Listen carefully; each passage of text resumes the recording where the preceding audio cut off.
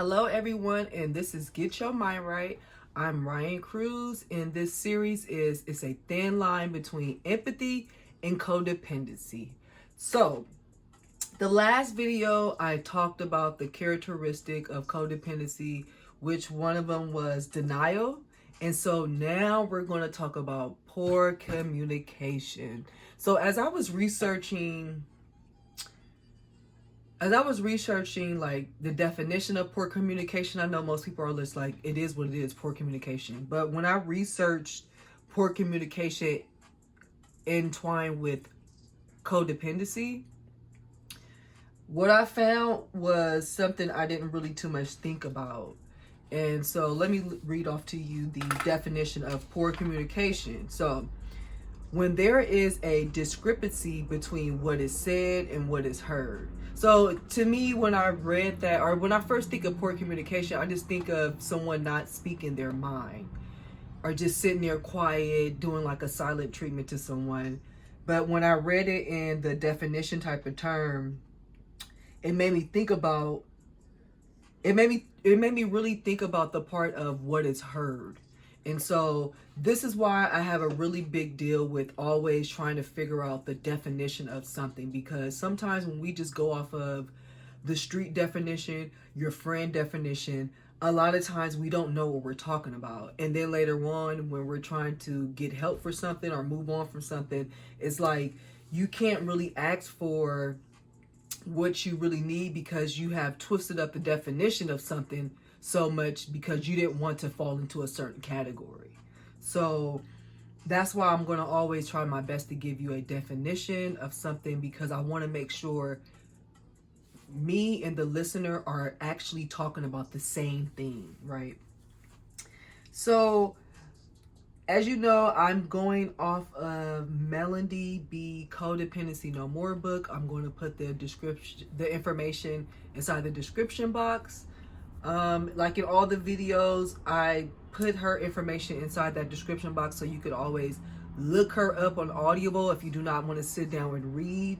Get the Audible and let it play while you're cooking, while you're running errands, driving your car. Trust me, it's very, very, very, very, very beneficial. So let's just get right into it. So I just read to you what poor communication, the definition of it. So Melanie B put she has more bullet points, but these 4 bullet points is something that I wanted to really talk about under poor communication. So the first one is blame. So I looked that up, the definition of blame, like you'll just say, come on, Ryan, blame is blame. But I'll just give you that. The definition of blame is to assign responsibility for a fault or a wrong. So have I been very blameful to other people? I will be really honest, no. I am someone who really sincerely takes on the responsibility of stuff.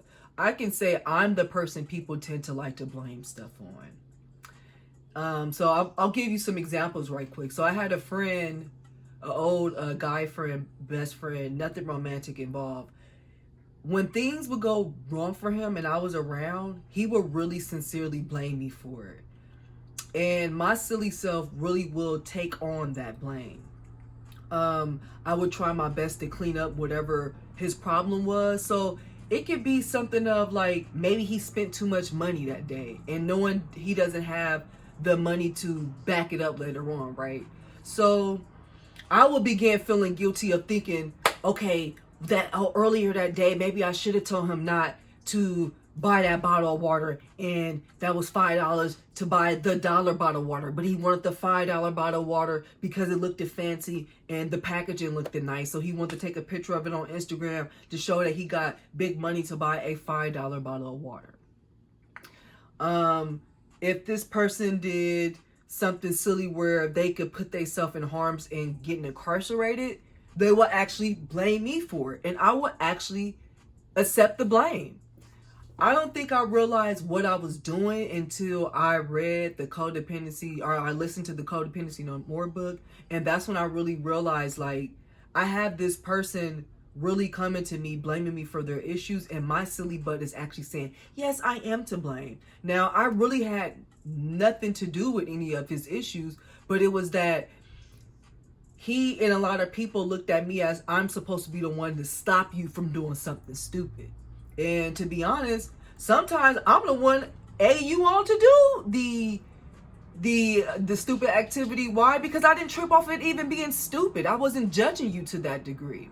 So once I kind of realized that what was happening between me and that friend, I actually began to call that friend out on it when he would come up and try to, I'll say, you know what, I'm not going to go with you to that destination, because if it doesn't go right, you'll somehow blame me for it. And so I noticed that the more I stopped hanging around this person to avoid being blamed for stuff that he and I both could foresee that it would go wrong, I noticed more and more how he would still find other people to blame for stuff that he would normally blame me for. But because I said, hey, I'm not going to go with that person to that destination to get blamed for it, he found other people to blame for it. And then when I start hearing it, you know, really hearing him blaming someone else for his problem, it became a real turnoff, and we just really kind of spaced away. Or it was more so the nature of when he knew he couldn't talk to me about some of those things no more. And I finally realized how much I was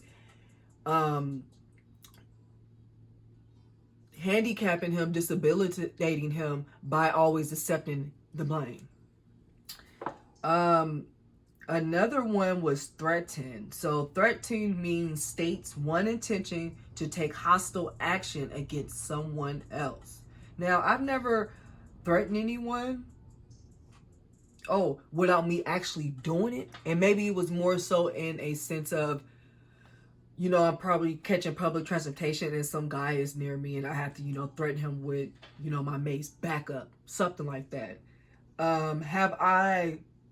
Have I been around someone that I can label as a codependent that I've seen them threaten or heard them threaten someone else? Yes, I can speak on an old friend of mine, this young woman. She tried to threaten someone she was seeing with telling them that they could be incarcerated if they do not see her, right? And this person didn't deserve to be incarcerated. They didn't deserve any of that. But that's what she was threatening that person with, to make them come and see her. And they did come and see her. And they sat there and they dealt with a lot of her crying, a lot of her blaming, a lot of her just whining and whining and whining and whining and whining. And after that whine fest that she did with them, I never heard about that person again, and she never heard from that person again because they blocked her out of their life. So if you are codependent and you're listening to this now and you're noticing that you have done some of these, you have poor communication, but you notice that you have done some blaming to other people, you notice you've done threatening things to other people, you know, that blame part, you yourself is never going to deeply grow internally due to you always blaming other people. You know, when you do accept some type of accountability with something that may have gone wrong that you usually would have blamed somebody else for, you really do grow inside. You're able to then be able to foresee what your future can create or what it has in store for you due to you being able to sit back and say, oh, you know what, I can't blame them for that. I kind of, you know, caused that for them to react that way. Or, you know, that situation happened, but I did have a choice of whether I was going to respond or whether I was going to react. Another one that they have is coerce.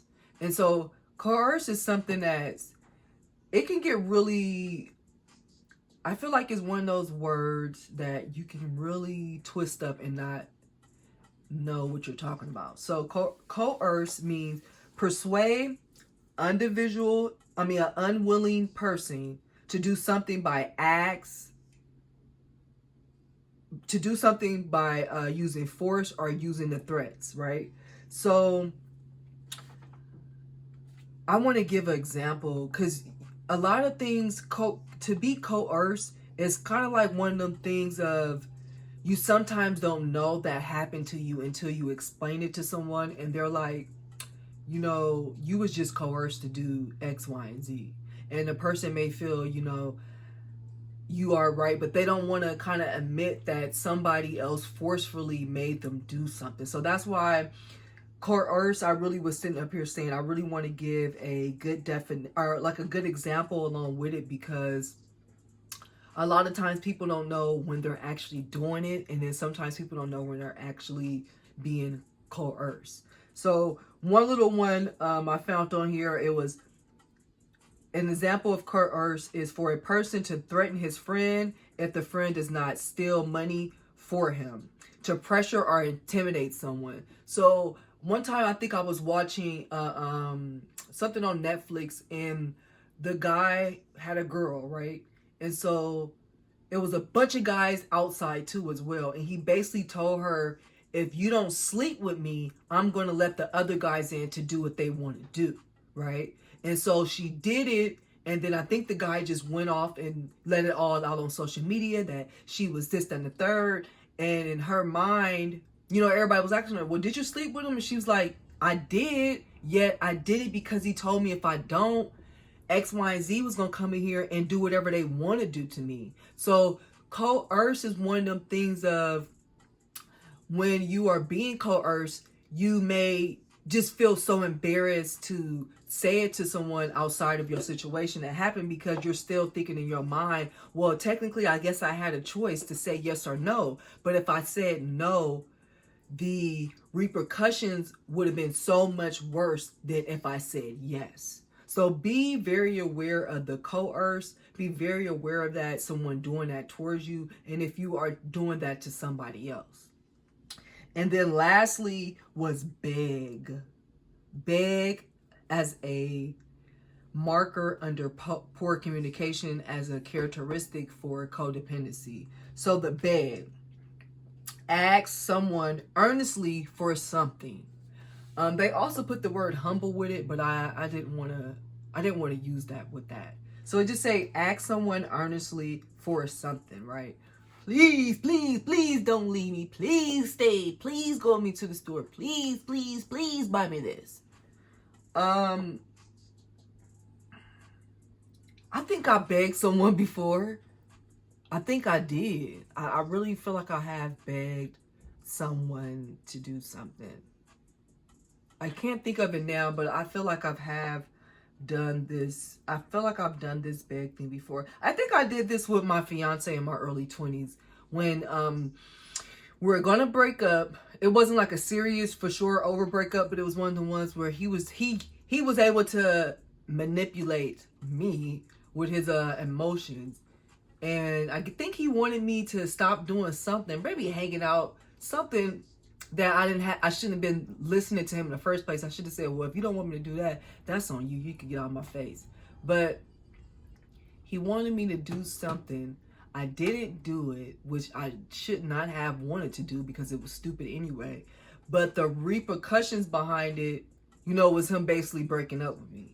And so when he was calling himself breaking up with me or calling everything off, I was just like, please, please don't leave me. Please. I promise I'll be good. I promise. So that right there, that's some old codependent stuff for me to be begging a grown man talking about please don't leave me. What do you think he thought to himself as he heard me begging for him not to leave? You think he had any respect? No, he probably was like, this girl crazy. And by the fact, he said, this girl is fugazi, silly, because she's doing exactly what I want her to do. I got what I wanted. So we didn't break up. We were still together. We broke up probably like years later. But that was, him seeing me in that state was not cool. That was very codependent. I didn't know at the time that was codependency until over time when I listened to an audio, and I was like, wow, begging, threatening, coercion, blaming is all things under codependency. Because when you hear the blame, the threaten, the coerce, those things to me make me feel like you're a Billy Badass, and you kind of like dominate other people. You kind of like force things on other people. So when you hear it that way, someone who may label themselves as an empath or that's really a codependent, they'll definitely think, I don't do any of that. I don't blame people. I don't do any of those type of things. So when you read it from these standpoints and you do those examples, you see how someone who is codependent can totally blame, threaten, coerce, and beg, right? And the people that I said with the examples that blame, coerce, threaten, beg, those people are definitely codependents. When I did associate with them and I did read the Codependency No More book, a lot of times when I would talk to them about things that I recognized within my own self of being codependent, a lot of times they had a very much hard time wanting to admit that, because it kind of like it kind of like takes away that mirage that you had of yourself, this big old ego that you had of yourself, that you just king of independence, queen of independence. Well, really, you the master of codependency. Now, am I the master of codependency? No. Okay. I could admit to some of my characteristics in the past being a little codependent. I can even admit to today, do I still have some codependent characteristics? I don't really think so. I think I've had my things under control. I know I've had moments where I felt like a situation was, sizzling, bubbling up some codependency characteristic inside of me, and I immediately I stopped it. What is it? I halted it.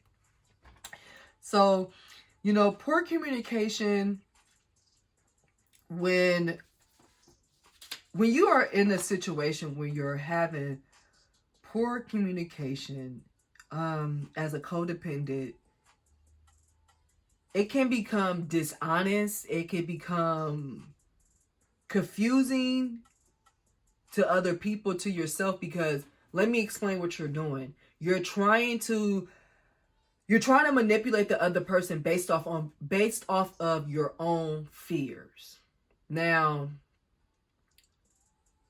I feel a lot of people have done stuff like that before, and usually when they have, including myself, had this poor communication due to the codependency, due to you trying to manipulate somebody off of your own fears, it really is a circle. Like, the person changes again, and then you're trying to manipulate them again because you're afraid of blah, blah, blah.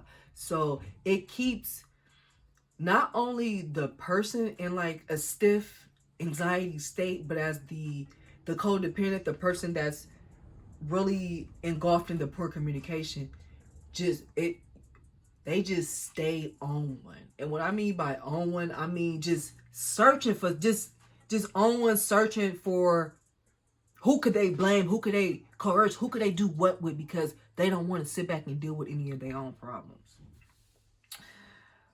It also stated about having poor communication, what it does with the codependent person, or the person that's trying to deliver whatever the message.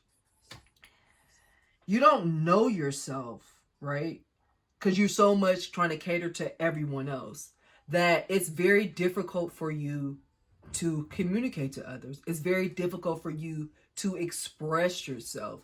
And one thing I've read, searched upon, is someone who always says other people do not get them. The world doesn't get me.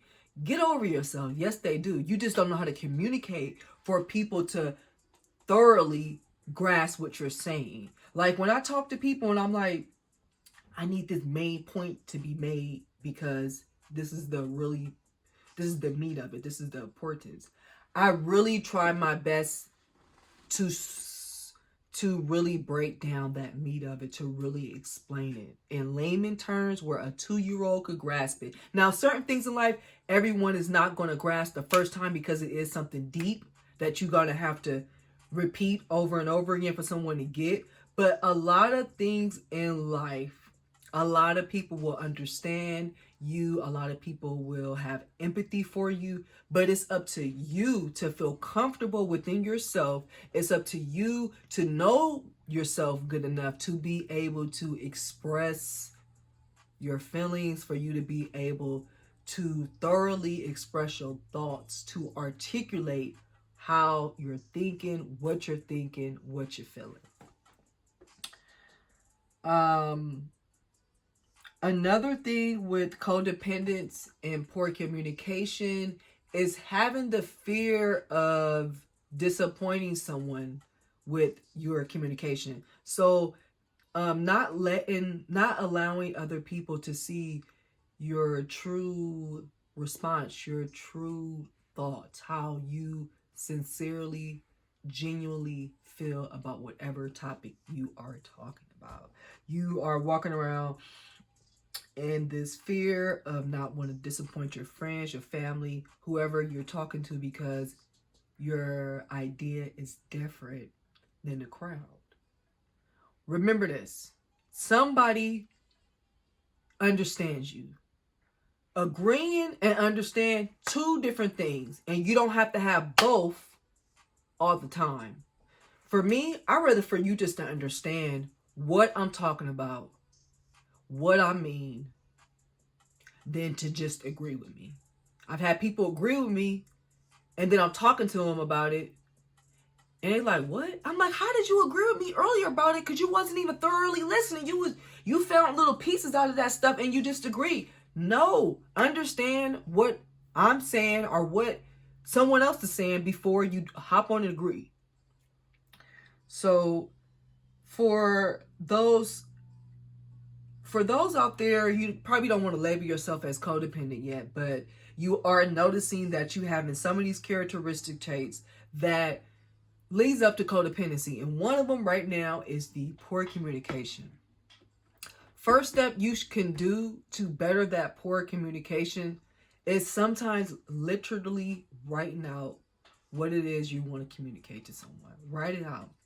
Read what you just wrote. You will be so surprised of how much what you wrote does not match with what you were trying to express to someone.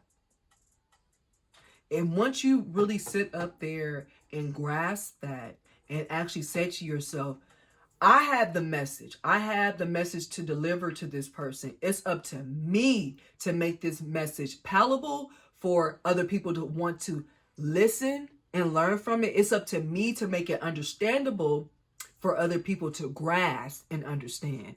If I'm always saying y'all didn't get it, did it. Get off the page, get off that person's channel, get off their page. Stop communicating with that person. You as the codependent, it's up to you to make your thoughts, your feelings known to the people around you, and for you to be able to express them in an understandable way so everyone around you could grasp how you're feeling and what you're thinking. So to leave on this note with the poor communication, for everyone, even if you feel like, you know what, I really am not codependent, but some of the things she was saying about the poor communication, I could definitely take heed to, right? The first thing is stop thinking that you're so unique and no one in this world understands you. You're not. Okay? Somebody understands you. Even if you talk like this, somebody might be able to say, you said, get your mind right.